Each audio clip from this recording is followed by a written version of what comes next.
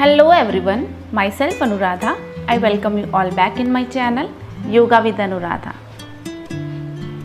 क्या आपको पता है आपको सबसे ज़्यादा एनर्जी कहाँ से मिलती है? आप सोचोगे भोजन से, पर नहीं, हमें भोजन से भी ज़्यादा एनर्जी हमारे श्वासों से मिलती है।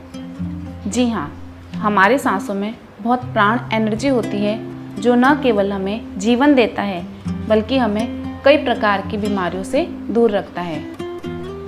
आप सोच रहे होंगे सांस तो हम रोज लेते हैं पर फिर भी हम कई प्रकार की बीमारियों से ग्रसित रहते हैं।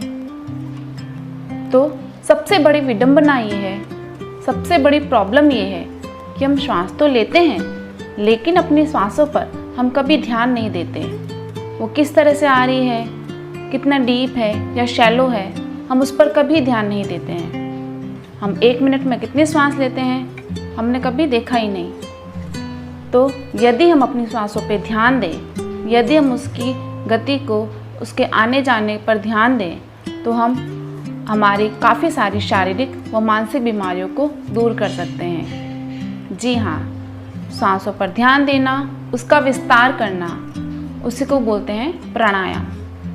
प्राणायाम ब्रीदिंग टेक्निक होती है जिसमें हम अलग अलग तरीके से श्वास लेकर अपने शरीर के अंदर के सारे टॉक्सिन्स को दूर करते हैं। ये उसी तरह से वर्क करता है जैसे एक नाली होती है और यदि उसमें कचरा जम जाए तो हम क्या करते हैं, बहुत सारे पानी के फ्लो के साथ में हम उस सारे कचरे को बहा देते हैं या निकाल देते हैं। उसी तरह से हमारे शरीर में भी 72,000 नाड़ियाँ होती है और उसमें किसी न किसी वजह से, जैसे पोल्यूशन, हमारा खान पान या टेंशन की वजह से टॉक्सिन्स इकट्ठे हो जाते हैं।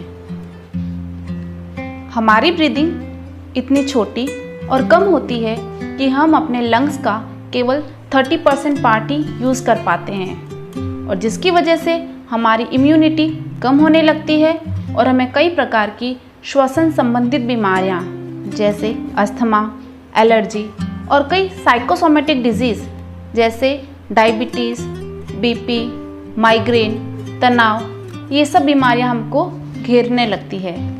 तो प्राणायाम करके हम अपनी ब्रीदिंग के द्वारा अपनी सारी नाड़ियों में से उन सारे टॉक्सिन्स को फ्लो आउट कर देते हैं, बहा देते हैं और इस तरह से हम physically, mentally and emotionally healthy रह सकते हैं। हमारी ब्रीदिंग पैटर्न हमारी लाइफ को डायरेक्टली कैसे इफ़ेक्ट करती है उसके लिए मैं आपको एक एग्जाम्पल बताना चाहूँगी। आप सभी ने कुत्ते को देखा होगा, वो किस तरह से श्वास लेता है। उसकी सांस बहुत ही छोटी छोटी और बहुत ही फास्ट होती है। यदि आपका कोई पेट है, आप उसकी कितना भी केयर कर लो, कितना भी प्यार कर लो, लेकिन उसका ब्रीदिंग पैटर्न ऐसा है जो उसको ज़्यादा जीने नहीं देता है। इसके ऑपोजिट जो एक कछुआ होता है वो अप्रोक्सीमेटली 150 ईयर जीता है, यानी 1 मिनट में उसकी 3 से 4 सांस होती है। उसका ब्रीदिंग पैटर्न उसकी लाइफ स्पैन को इंक्रीज कर देता है। यानी अगर हम लॉन्ग एंड डीप ब्रीदिंग लेते हैं तो हमारी लाइफ स्पैन, हमारी जीवन अवधि इंक्रीज हो जाती है। हम ज़्यादा जीते हैं और हम स्वस्थ जीवन जीते हैं। हमारी ब्रीदिंग का हमारे मन पर भी बहुत इफ़ेक्ट पड़ता है। उसके लिए मैं बताना चाहूँगी, कभी जब आप बहुत खुश होते हैं या फिर आप बहुत शांत होते हैं तब आपकी ब्रीदिंग चेक कीजिएगा। आपकी ब्रीदिंग एकदम रिलैक्स्ड एंड डीप होगी। उसके अलावा यदि आपको कभी गुस्सा आता है उस वक्त आप अपनी ब्रीदिंग पे ध्यान दीजिए। आपकी ब्रीदिंग बहुत ही फास्ट, बहुत ही छोटी छोटी हो जाएगी और अगर उस वक्त आप अपनी ब्रीदिंग पर ध्यान देकर अपनी ब्रीदिंग को चेंज कर देते हैं तो आप इंस्टेंटली गुस्से से छुटकारा पा लेंगे और रेगुलर ऐसा करके आपका गुस्सा धीरे धीरे कम हो जाएगा और आपका बिहेवियर चेंज हो जाएगा। इट मीन्स प्राणायाम करके या ब्रीदिंग एक्सरसाइज करके हम न केवल बीमारियों से दूर रहते हैं, अपने तनाव को भी दूर करते हैं, इसके अलावा हम अपने व्यवहार को भी चेंज कर सकते हैं। आज मैं आपको कुछ जनरल सी ब्रीदिंग टेक्निक्स बताने वाली हूँ जिसको फॉलो करके आप हेल्दी रह सकते हैं। सबसे पहले सीधे बैठ जाइए और श्वास भरें श्वास छोड़ें, ब्रीथ इन, ब्रीथ आउट।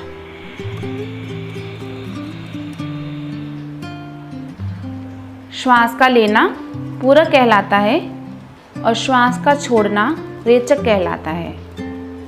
आपका जो पूरक है उससे डबल टाइम आपको रेचक में लगाना है, यानी आपको जो इनहेल करना है और एक्सहेल करना है तो एक्सहेलेशन का टाइम ज़्यादा होना चाहिए। देखते हैं कैसे। श्वास भरें, 2 3 4, छोड़ें, 2 3 4 5 6 7 8, भरें, 2 3 4, छोड़ें, 2 3 4 5 6 7 8, श्वास भरें, 2 3 4 5, श्वास छोड़ें, 2 3 4 5 6 7 8 9 10। आपका जो रेचक है वो आपके पूरक से डबल होना चाहिए, दुगना समय लगाइए। इसके अलावा हम जब ब्रीदिंग को होल्ड करते हैं उसको कुंभक कहते हैं। यदि आपको कोई हार्ट का ऑपरेशन नहीं हुआ है, यदि आप प्रेग्नेंट वूमन नहीं हैं, यदि आपको अस्थमा नहीं है, आप 10 साल से छोटे बच्चे नहीं हैं, तो आप अपने ब्रीदिंग को होल्ड कर सकते हैं। और कितना होल्ड करना है? जितना ज़्यादा आप होल्ड कर सकते हैं अपनी ब्रीदिंग को होल्ड कीजिएगा। उससे क्या होगा, हमारे शरीर में ज़्यादा से ज़्यादा टॉक्सिन्स जो भी इकट्ठे हो चुके हैं, तो हम जब ब्रीदिंग को होल्ड करते हैं तो वो सारे टॉक्सिन्स जल्दी रिमूव होते हैं, ज़्यादा ऑक्सीजन वहाँ तक सप्लाई होती है और उन सारे टॉक्सिन्स को दूर करती है। अब कुंभक के साथ में ब्रीदिंग कैसे करनी है हमको वो देखना है। श्वास भरें, होल्ड, छोड़ें, रिलैक्स। श्वास भरें, 2 3 4, रोकें, 2 3 4 5 6, छोड़ें, 2 3 4 5 6, रिलैक्स। अगेन करेंगे। आपको कुंभक का टाइम जितना ज़्यादा बढ़ा सकते हैं उतना बढ़ाएंगे अपनी क्षमता के अनुसार, यदि आपको कोई प्रॉब्लम नहीं है तो। अगेन करेंगे।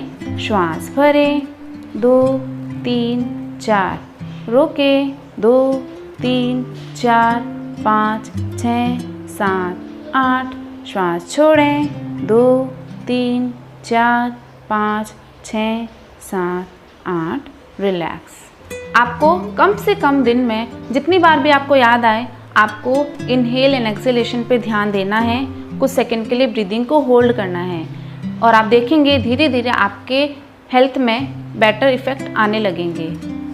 इस तरह से आपको ये कम से कम 20 राउंड्स तो दिन में करने ही हैं और 20 के 3 टाइम्स कर सकते हैं। आप जब सुबह उठते हैं तब कर सकते हैं, आप सोने से पहले कर सकते हैं। आपको ये ब्रीदिंग पैटर्न अपनाना है। आपको लॉन्ग एंड डीप ब्रीदिंग लेनी है। अगर आपको सेकंड होल्ड कर सकते हैं तो कुछ सेकंड के लिए होल्ड कीजिए और इस तरह से आप अपने सेहत में लगातार सुधार होता हुआ देख सकते हैं, केवल अपनी ब्रीदिंग को चेंज करके। ये तो सिर्फ सिंपल ब्रीदिंग टेक्निक बताई थी। मैं आगे आपको पूरी प्राणायाम की सीरीज़ लेकर आने वाली हूँ। अलग अलग बीमारियों पे वो कैसे इफ़ेक्ट करते हैं वो बताने वाली हूँ। सो आई होप कि आपको मेरा वीडियो पसंद आया होगा। तो मुझसे कनेक्टेड रहिए और जल्द ही मिलते हैं एक नए वीडियो के साथ में। तब तक के लिए खुश रहिए, अपना ध्यान रखिए। आप सभी का बहुत बहुत धन्यवाद।